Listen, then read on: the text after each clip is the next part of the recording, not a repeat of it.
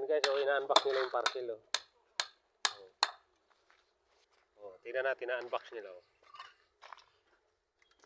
Ayun. Ito sa kabila, na-unbox na sa kabila eh. Hindi bubble wrap ang nakabalot dito. Alamber wrap. Ha? Hindi pwede na yan. Ano na yan doon eh. Hindi bubble wrap. Pwede kalasin yan. Pwede na unbox yan dyan. Oo, ano na yan dyan eh. Nakaan na yan doon eh.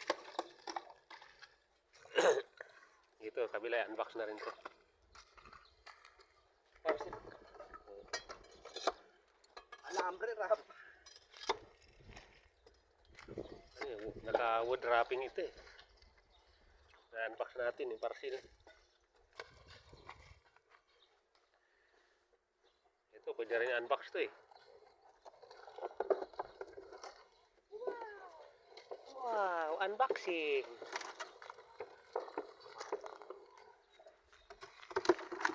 Wasak.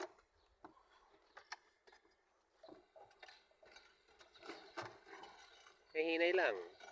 Dapat sa ilalim mo yung mga nakatukod doon para hindi ano, kaya pursado eh, hindi mo na unlock yung mga ano doon, mga bato. Kaya mahirapan ka mag-unbox niyan. So, nakatukod yung mga ano yan. Kaya wasak yung ano natin, yung ating box.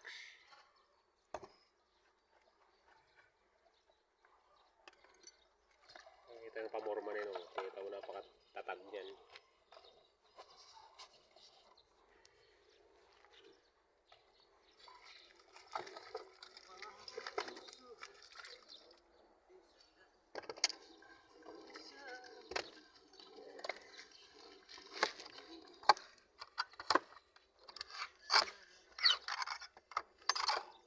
Ito hugot to eh.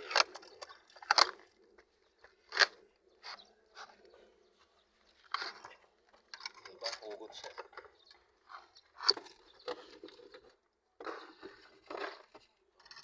Dahil lang hugot siya, magagamit pa natin yung alambre.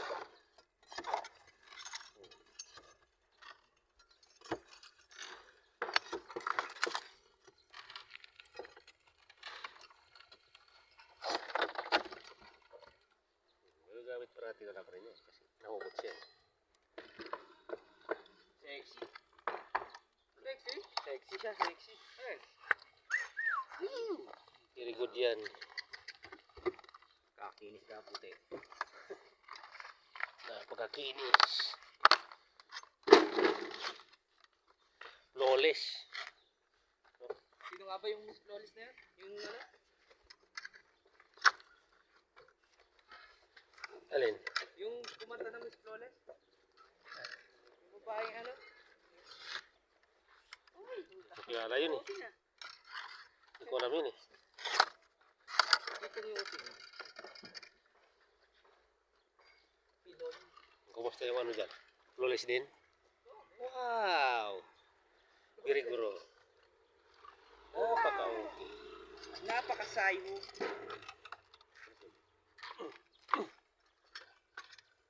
Ang dami pa natin alambre niyan. Yung boss Roddy, iniipon yung mga ganyan. Yun. Very guro.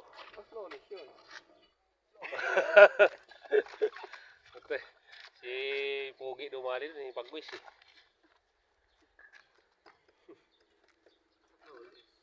Flawless nga eh.